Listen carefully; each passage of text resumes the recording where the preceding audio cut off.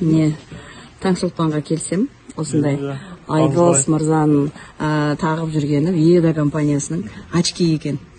Сұрап жатсам, результаты керемет дейді. Айтып жіберіңізші. Біз деген эфирде жұмыс істейміз ғой. Иә. Техникалармен көп істейміз. Бізге свет өте жарық түседі. Көзге көп рөлде нагрузка көп жүреміз, компьютерда отырамыз, аппаратурада. Сонда біздің көзіміз шаршаған кезде мынандай ағы қызарып кететін.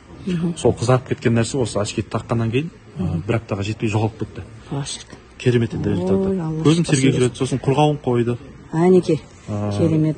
Үздіксіз кейде тағып ұйықтап қаламын. Мына антиблигі түнде дальний жаққан кезде әсер етпейді, қорғайды күшті.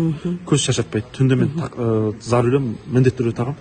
Сосын бастың ауырғаны, мына бастың ауырғаны болады адамдарда кейбір. Түсінеді бас ауыратын адамдар. Менде сол жоғалды, кетті. Сосын мына гайморитім емделді. Ой, қандай керемет сізде нәтижелер, Алла шипасын берсін, Айдос. Рахмет. Қызметіңізге Алла берекесін берсін. Міне осындай